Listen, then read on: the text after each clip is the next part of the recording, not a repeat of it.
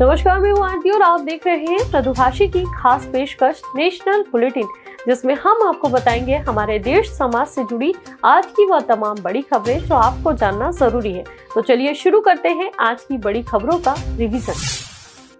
कर्नाटक में गुरुवार को लोकायुक्त ने भाजपा विधायक मदन विरूपक्षप्पा के बेटे प्रशांत कुमार को 40 लाख रुपए घूस लेते गिरफ्तार किया। प्रशांत की गिरफ्तारी पिता के बेंगलुरु स्थित Karnataka soft and deserted limited के दफ्तर से हुई। लोकायुक्त ने KSDL दफ्तर और प्रशांत के घर पर छापा मारा तो 8 करोड़ कैश बरामद हुआ। गिनती करने के बाद अफसरों ने नोटों के बंडल बिस्तर पर रख दिए। भाजपा विधायक मदन विरूपक्षप्पा ने KSDL के अध्यक्ष पद से इस्तीफा दे दिया है। उन्होंने कहा कि जिस टेंडर के मामले में बेटे ने घूस ली उसमें मैं शामिल नहीं हूँ। कांग्रेस की पूर्व अध्यक्ष सोनिया गांधी को तबियत बिगड़ने के चलते दिल्ली के गंगाराम अस्पताल में भर्ती कराया गया है। रिपोर्ट्स के मुताबिक 76 साल की सोनिया को बुखार आने की वजह से उन्हें गुरुवार को एडमिट किया गया था। सोनिया का इलाज कर रहे डॉक्टर DS राणा ने बताया कि सोनिया सीनियर कंसल्टेंट की निगरानी में है। फिलहाल उनकी स्थिति स्थिर है। इसके पहले भी 5 जनवरी को उन्हें वायरल इन्फेक्शन के चलते दिल्ली के गंगाराम अस्पताल में एडमिट होना पड़ा था। कांग्रेस नेता राहुल गांधी ने ब्रिटेन की कैम्ब्रिज यूनिवर्सिटी में स्पीच दी। राहुल ने मंगलवार को भारत में विपक्षी पार्टियों, नेताओं और लोकतांत्रिक संस्थाओं की दिक्कतों का जिक्र किया था।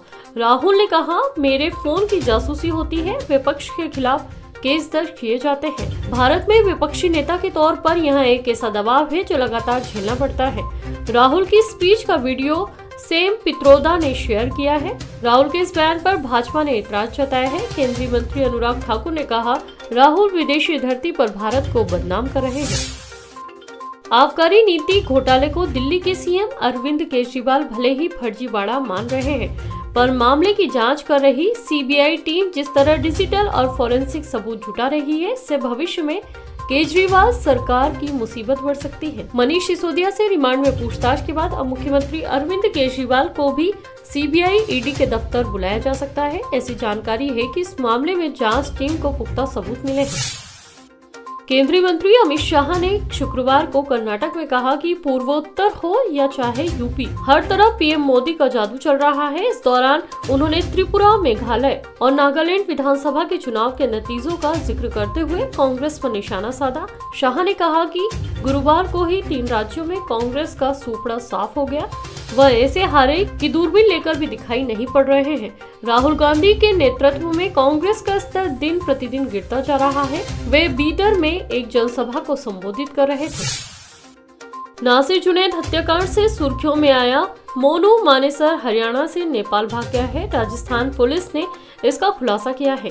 उन्होंने मोनू मानेसर की फोन इंटरसेप्ट की है जिसमें पैसे का लेन देन हुआ है। सूत्रों के मुताबिक मोनू ने अपने खर्चे के लिए पैसे मंगवाए, वहीं उसके बाकी साथी उत्तर प्रदेश में अंडरग्राउंड है। राजस्थान पुलिस ने इस बारे में यह इनपुट हरियाणा पुलिस को भेजा है। सूत्रों के मुताबिक राजस्थान पुलिस इन सबूतों के साथ हरियाणा पुलिस पर सवाल उठाए कि मोनू मानेसर समेत बाकी आरोपियों की फरारी में हरियाणा पुलिस ने संरक्षण दिया है। इसको लेकर अब दोनों राज्यों की पुलिस फिर आमने सामने हो गई।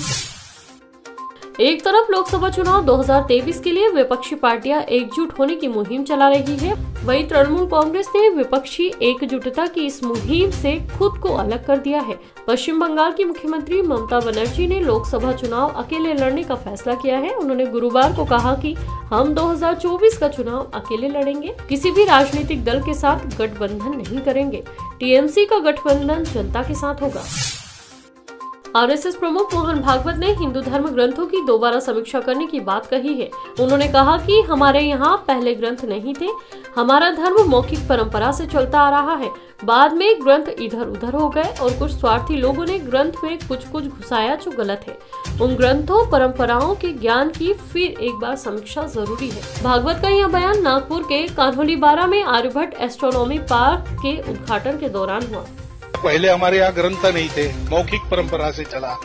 बाद में ग्रंथ हुए, वो ग्रंथ इधर से उधर चले गए। फिर बाद में स्वार्थी लोग भी घुस गए, उन्होंने ग्रंथ में कुछ घुसा दिया जो बिल्कुल गलत है। तो उन ग्रंथों की, उस परंपरा के ज्ञान की फिर एक बार समीक्षा आवश्यक है।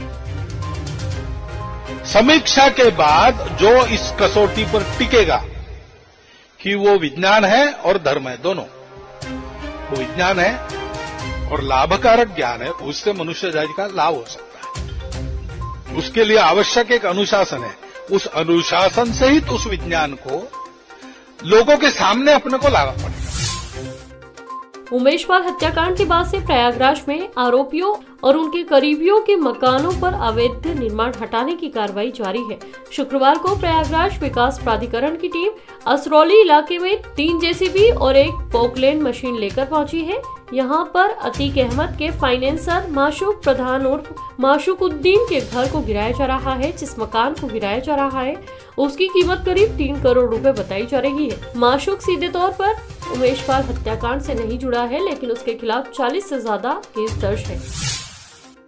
इंदौर टेस्ट में ऑस्ट्रेलिया से मिली 9 विकेट की करारी हार के बाद भारतीय कप्तान रोहित शर्मा ने कहा कि स्पिन फ्रेंडली पिच पर खेलने का फैसला टीम का था। हम जानते थे यह हमारे बल्लेबाजों के लिए भी चैलेंजिंग होगा, लेकिन हम इसके लिए तैयार थे। हालांकि पहली पारी में भारतीय बल्लेबाज अच्छी बैटिंग नहीं कर सके। अभी के लिए इतना ही, कल फिर हाजिर होंगे बड़ी खबरों के साथ। तब तक के लिए मृदुभाषी को सब्सक्राइब करना ना भूलें।